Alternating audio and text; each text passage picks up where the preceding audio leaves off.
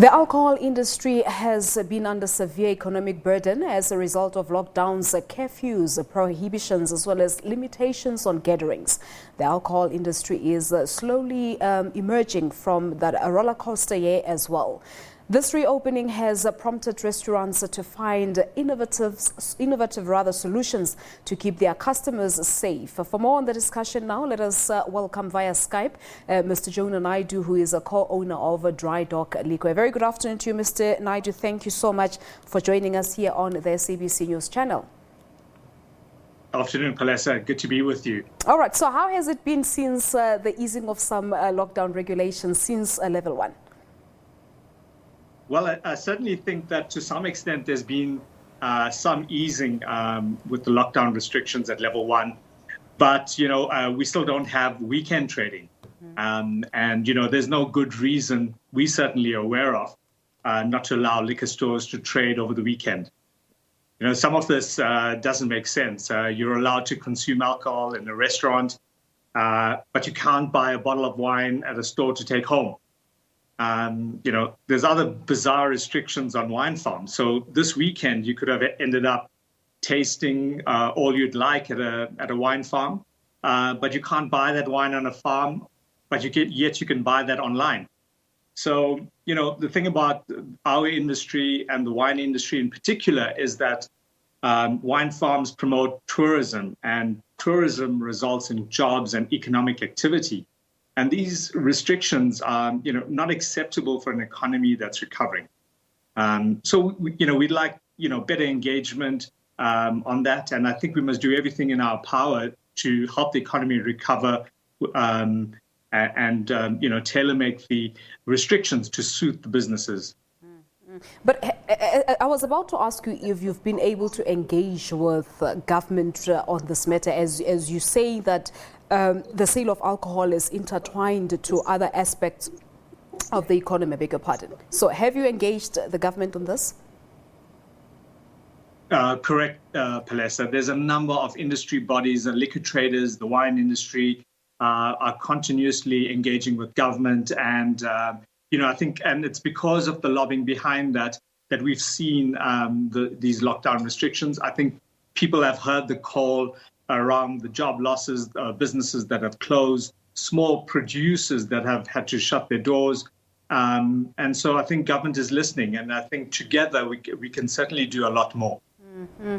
Because others could also argue, Mr. Naidoo, to say that previously customers were only allowed to, buy or stock up until Thursday. But of course, a day has been extended to that particular period. People can also buy till Friday.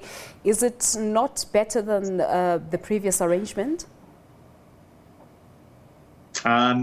Certainly, one more day is, better than nothing and better than the previous arrangement. But, retail, the weekend is very important for us. It's important because retail depends on it. So anywhere you look, the retail stats over a weekend will speak for itself. So, we feel that the weekend should open. I think coupled with that, I think the responsibility that goes with it is that unlicensed venues and businesses should be properly regulated and licensed. And that will stop some of the abuse I think we see in the industry. And, the other thing about it, zero tolerance on the roads, we really got to see that now enforced. So, but I think opening it up responsibly, taking into account the lessons we've learned, certainly will make for a better case. I think that nobody that's licensed in this industry wants to tamper with the law. I think everybody will be law-abiding. People want to see businesses rather flourish. And the reality is, with this new normal, other industries and other sectors were sort of, able to come up with innovative ideas as to how to ensure that revenue is still constant. Were there any innovative ways, new ideas that you had to implement in order to survive? Yeah, I think we did, Palesa. The obvious ones was the move to e-commerce and online shopping. I think research shown from Payflex in South Africa shows that our e-commerce accelerated between 5 and 10 years over this period. I mean, just 2 years ago, the online retail market was 14 billion. We expect that to be 62 billion this year. The US market saw e-commerce penetration grow 10 years in just 3 months. So a big trend, obviously, was to go online. We always had a store, but the way we benefited from this was that we moved from a community-based store in Parkhurst, Johannesburg, into a national player. But I think also over this time, we've been able to grow. We kept engagement with our customers. We moved from in-store tasting to virtual tastings, and maintain the engagement with our clients. And that had a benefit for when we returned trading back in the store.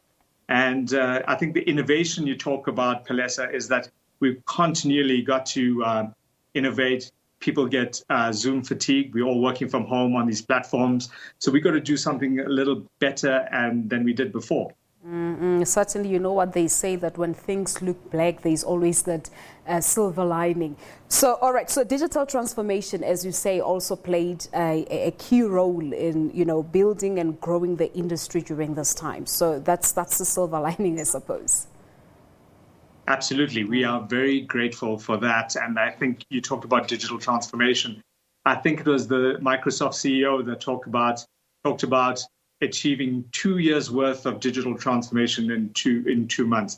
In our business, I mean, we grew something like 3,000 new online customers.